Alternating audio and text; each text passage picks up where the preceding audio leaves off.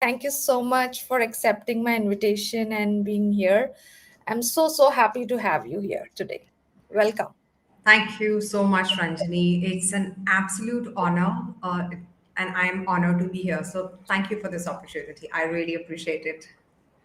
For all the viewers, no, just to introduce this show, I'm Ranjini Sanjay, and I'm doing this show for almost 5 years now, and no, hosted more than 100 guests, and very happy to have Mandeep today.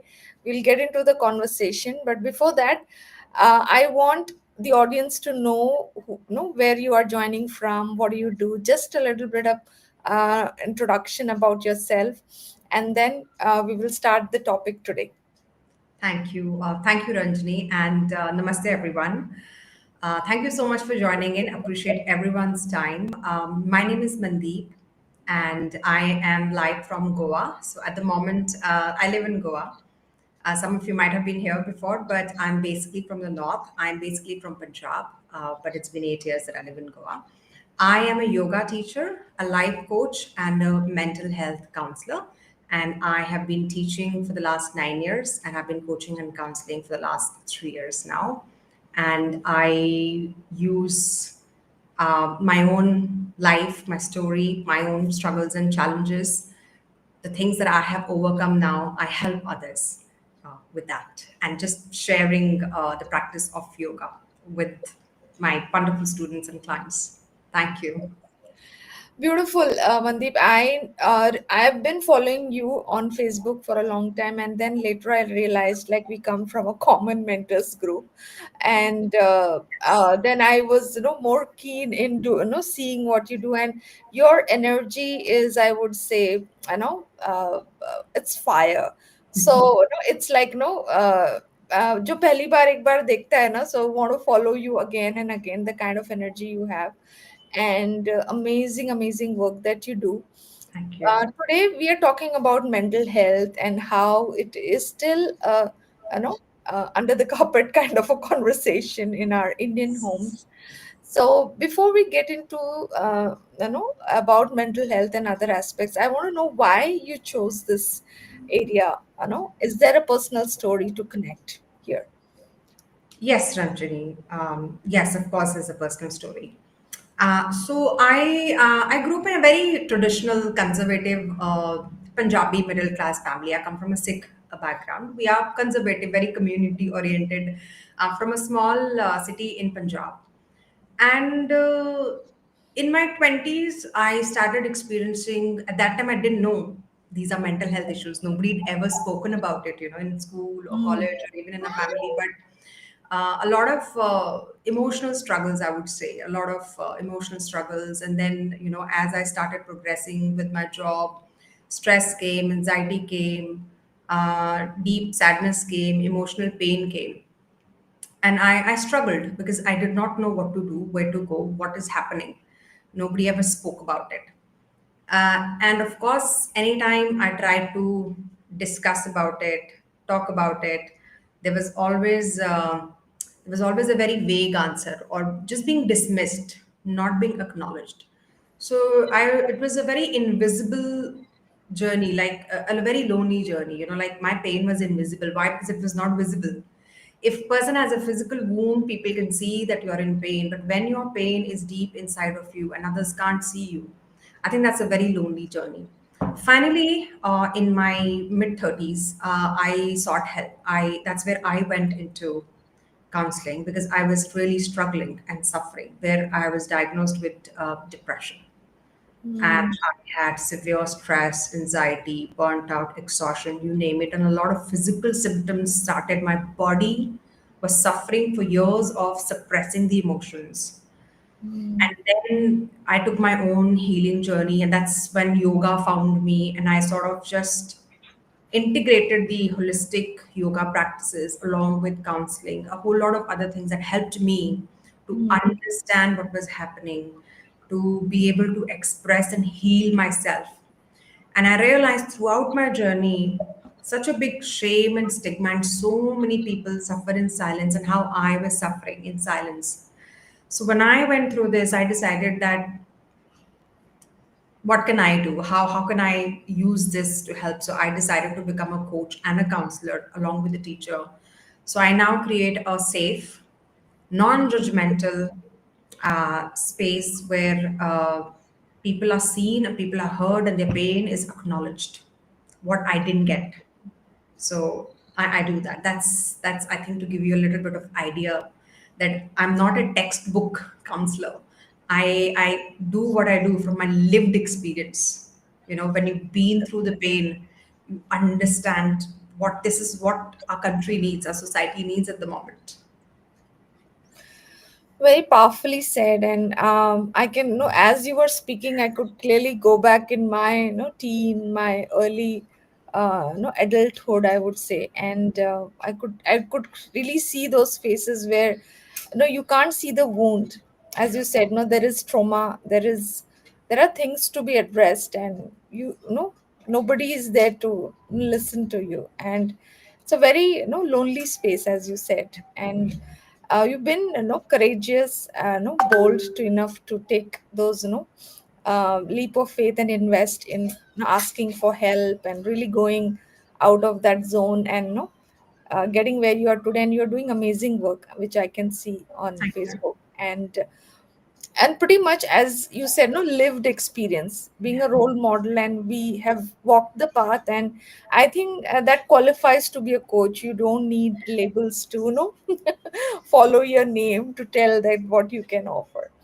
Thank you. So, moving on, I would like to know, like, from you, why in Indian families, this is, seeking help, is especially around the, mental health area, is like a luxury, or a taboo, or maybe something that, you don't discuss openly with people. Why do you think like this is there in our culture? So, again, what I have understood from my experience, and I go back to my own family, and what I have seen is, first of all, it's a very important question. It's a very, very important question. You're right when we think that it's a luxury, or it's not ours. It's like from the outside, that it doesn't happen to us. हमारे यहाँ पे ऐसा नहीं होता है. So Hmm. one of the things I understand is that, see, our grandparents, our parents, there is a generational survival mindset. It's a very typical sort of a middle class to upper middle class mindset, which is there prevalent all over India. Is that our forefathers, grandparents, and parents went through a lot of survival time. A lot of struggles, poverty, and the Hmm. priorities were definitely getting some sort of security, job security, food on the table, family obligations, and reputation. We are very, very community based. Our Yeah. reputation is so important because we are not individuals, we are communities, we operate in communities. So Hmm. nobody had the time to even think about mental health because, as I said, the priorities were so survival based. But obviously, things like mental health, therapy, counseling are were a luxury, and that's why emotions or expression of emotions were always brushed under the carpet. There was no time or space for that. So that's one of the things that I understood based on even I used to be curious that why are we like this. The second thing is definitely lack of awareness and education.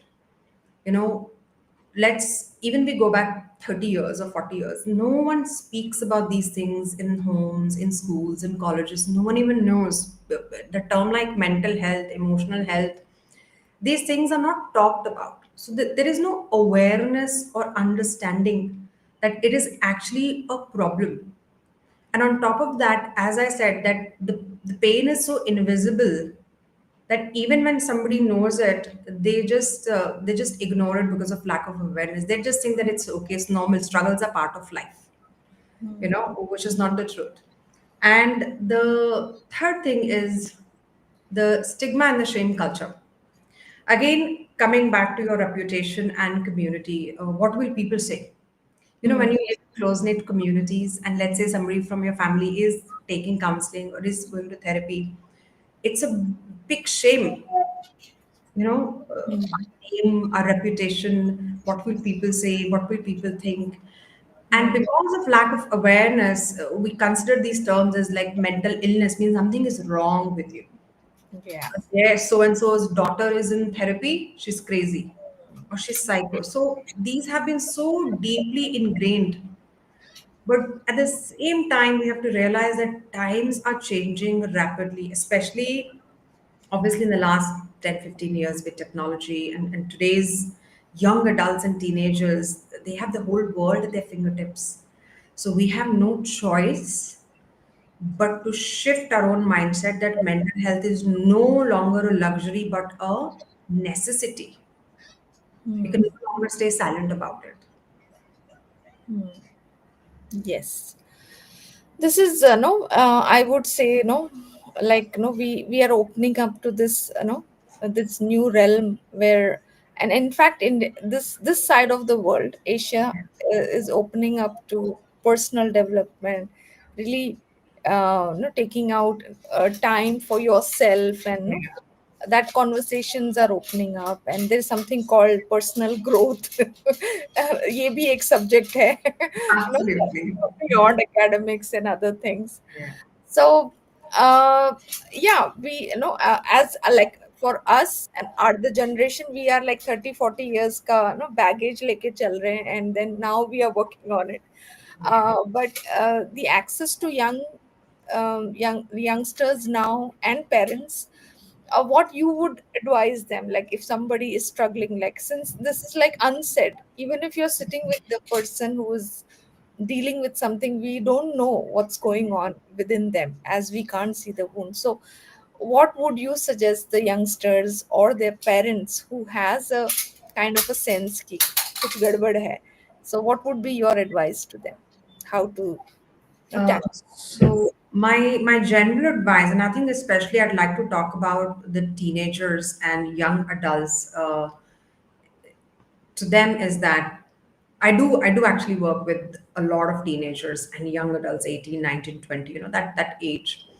And one of the things that I actually tell them is the first thing is I acknowledge, like, it's like I acknowledge your feelings. They are real, they are valid, and you're not alone because I know how lonely this journey can be. So the first thing is that it's acknowledging that you're not alone, and I let them know, or I tell them, is that seeking help is not a sign of weakness. It doesn't mean something is wrong with you because that's what we've been taught, especially boys.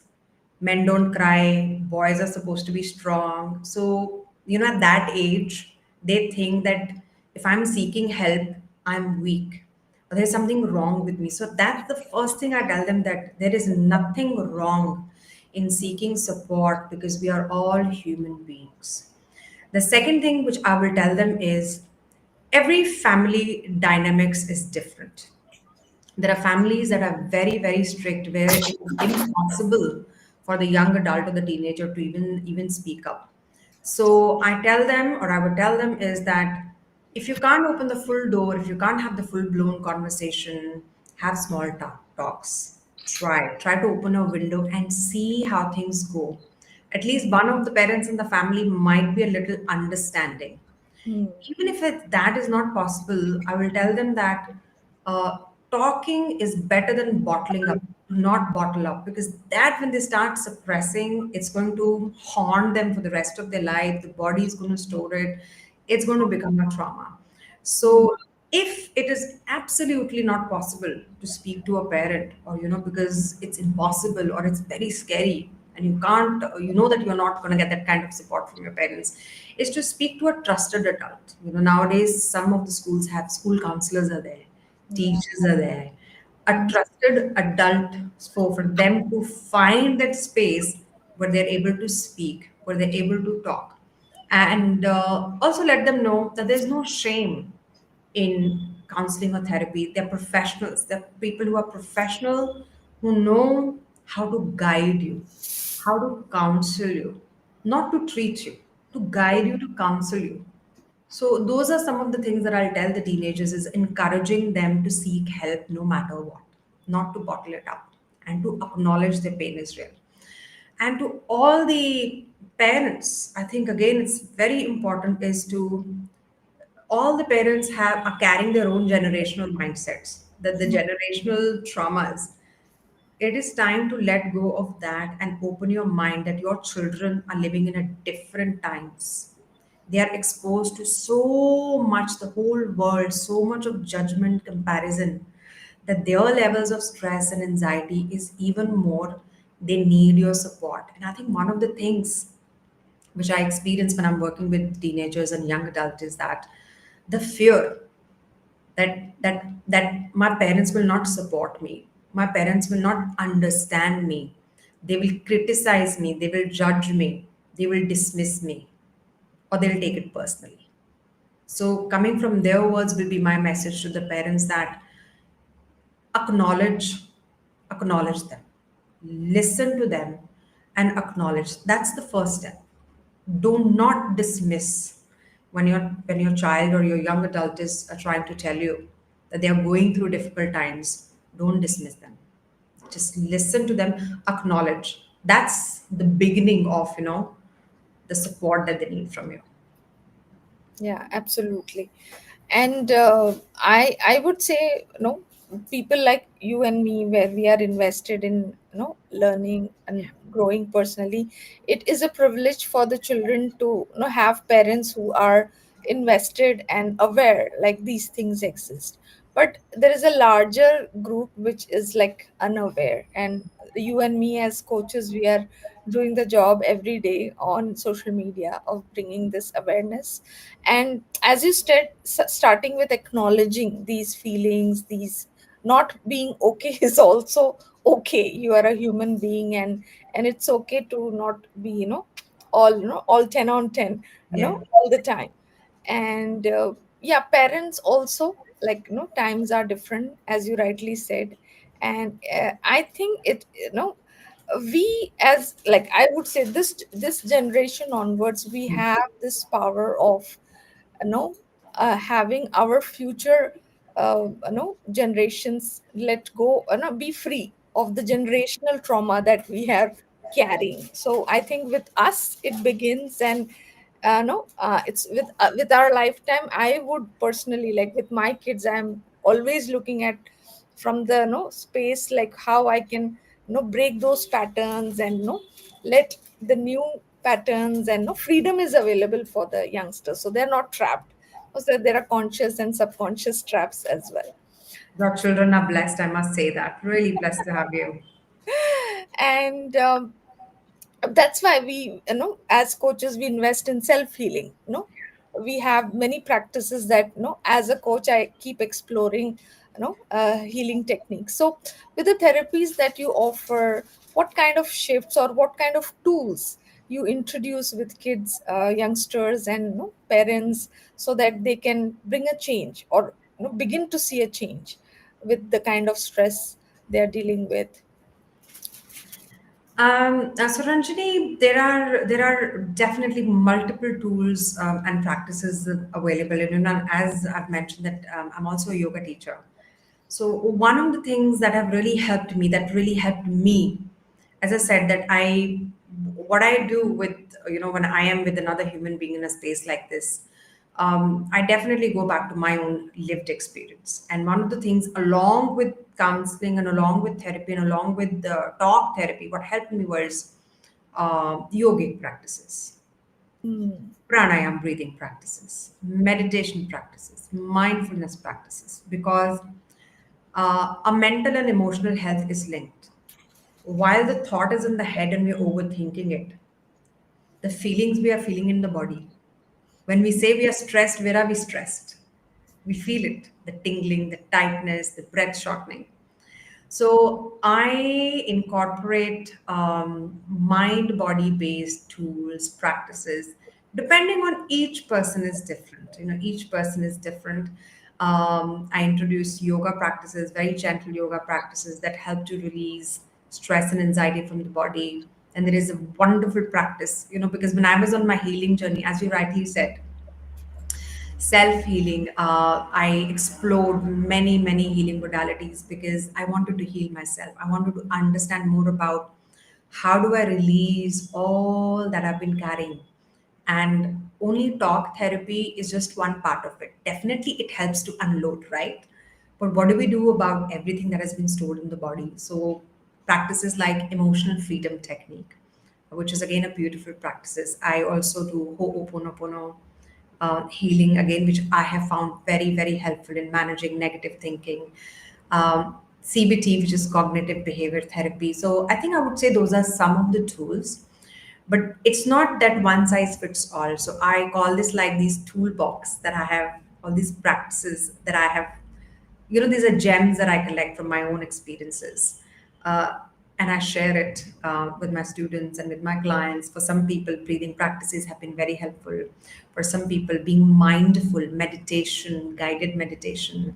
So, just to give you some examples. And of course, creating a space for them to express and open up. And I think as human beings, we find talking very helpful, but that's, as I said, it's just a part of it. So the second part is working with the emotions that are locked and blocked in the body, because when we've been suppressing things for so long, it gets stored in our body, it gets stored in our cells. Our cells have memory. As I always tell everybody, the body keeps a score. And then we work with some other somatic practices with the body movement to release those emotions. I think that gives you sort of an idea of a couple of healing practices that I incorporate. Wonderful. And I know, being a coach, we are exposed to all these, names. Maybe people who are listening to this, I think there are many people live right now, and that this could be new to you, but you can connect with Mandeep to learn more what these tools are. Yoga, definitely, we all aware like what yoga does to all of us, but there are many other things around, which are like, which can be learned, which can be implemented, and it gives magical results, like no, Magical. like you and me are living examples of these magical results. So when it comes to a family or maybe a teenager dealing with, kind of some kind of a stress, and is there any language or conversational shifts that you would suggest, like where how they can make these conversations, or to not make a make a scene, like no, there's something wrong. So Yeah. would you suggest some ideas around how to make these conversations with people, or even deal with the shame, like though we touched upon this earlier in earlier questions, but just if you could give us some advice, if somebody is listening, how Yeah. to just open up about this. Yeah. So, okay, let me address the first part is dealing with the shame and guilt about it. Definitely, I think those two factors, that feeling the shame and guilt around it and the silence that has built, that is one of the biggest factors that actually prevents people from seeking help. First thing is what are people going to say? What is my family going to say? And one of the things, the way I explain it to my clients is this, that we are not just physical beings. We have a physical body which we can see, but at the same time, we have a mind, we have our emotions. When we have a physical problem, let's say you have a fever or you have a wound, you're going to go to the doctor because your physical pain deserves support. Similarly, your emotional pain also deserves support. That is also a part of us. So there is no shame. So, looking at it, when you change your perspective, is that there is no shame in going to the doctor when your body is in pain, right? When your body is in pain. Similarly, when your inner world, which is also a part of you, is in pain, when you're in emotional pain, when you're in mental pain, there is no shame is seeking guidance.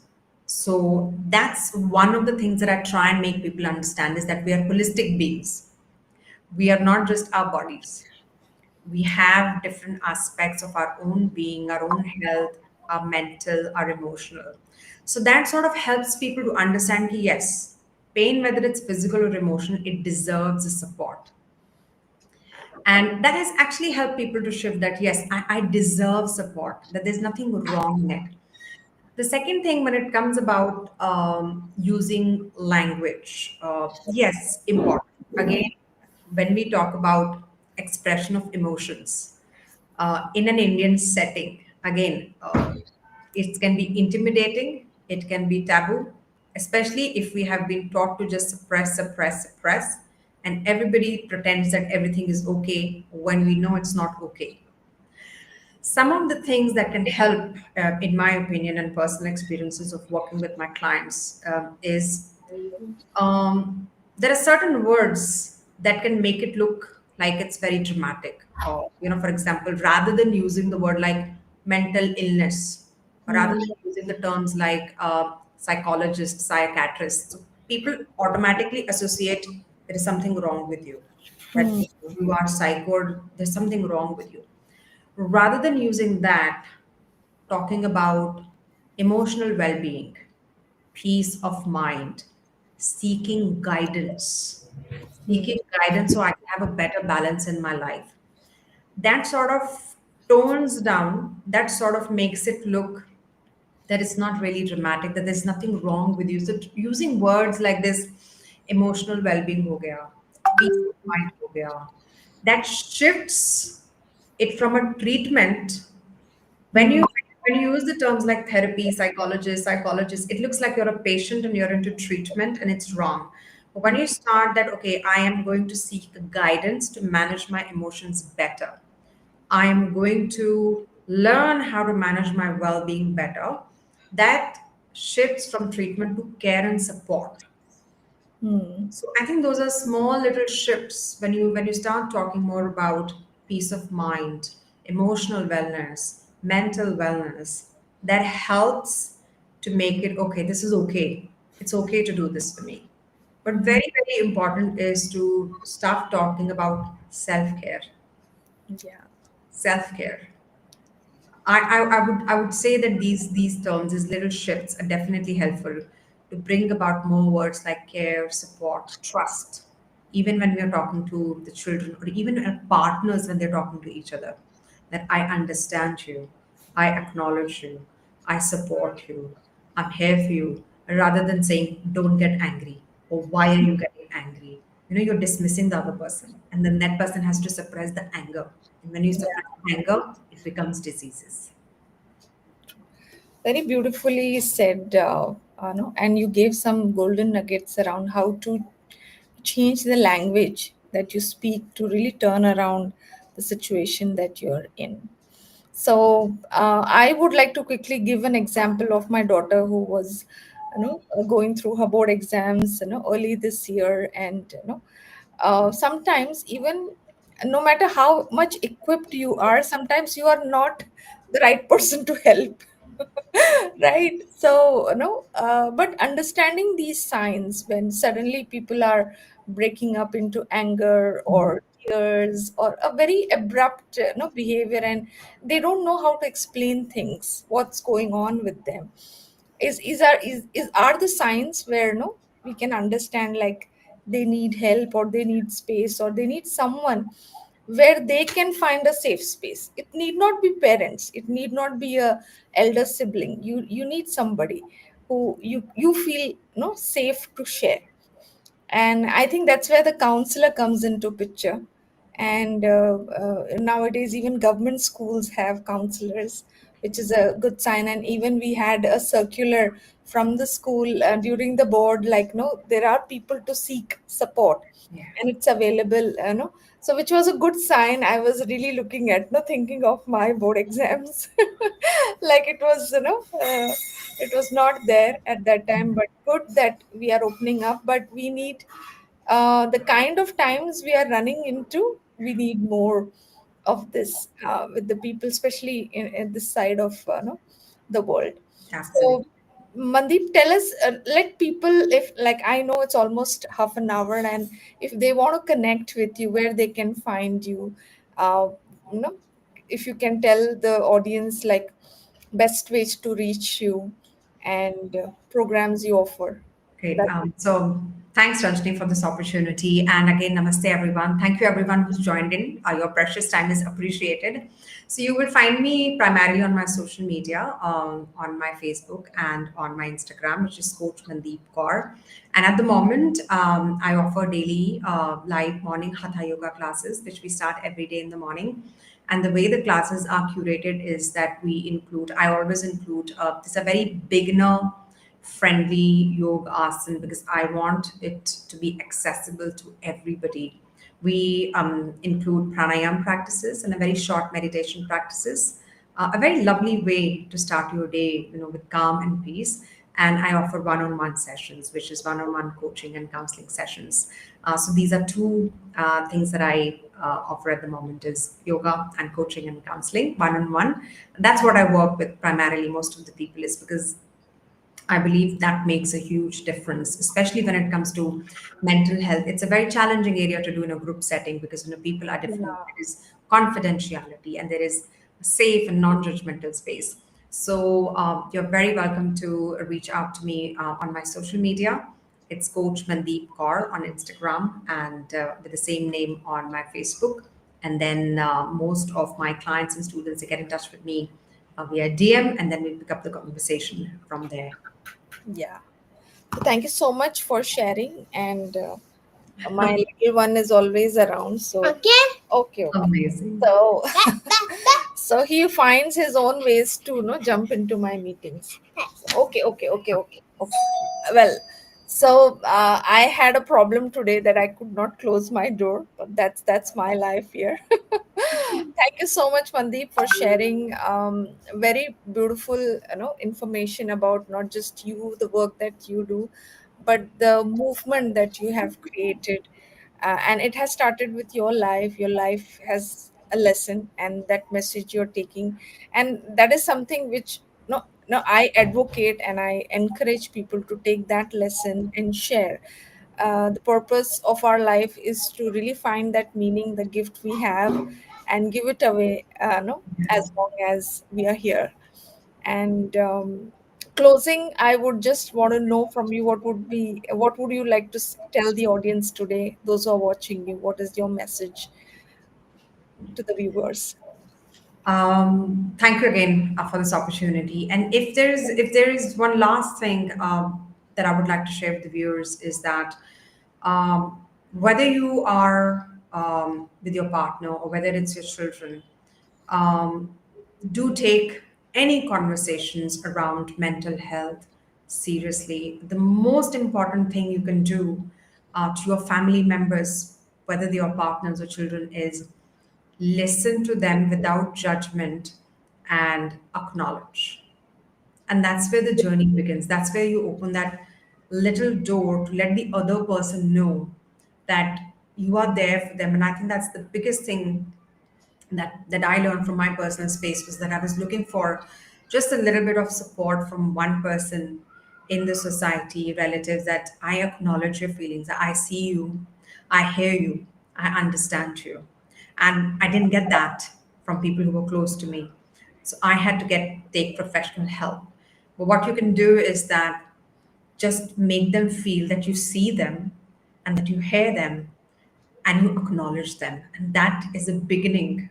That's what they need at that point. And then the journey can start from there. It's just that. Beautiful. I think this is the need of the hour. Like, human beings want to be feel heard and acknowledged, and Acknowledge. it's a high time. Like, we are really in a scarcity of this listening, the human connection, Yeah. and we are here to advocate that, bring awareness. As coaches, any coaching fraternity is here to help. And thank you so much for Mandi for this lovely conversation, and I look forward to having more. And see you soon. Me too, Take Ranjini. Thank you so much for this time. I really appreciate it from the bottom of my heart. And thank you to everyone who joined in. Namaste, everyone. Thank you. Thank you, thank you, thank you, dear. Bye bye. Okay, bye.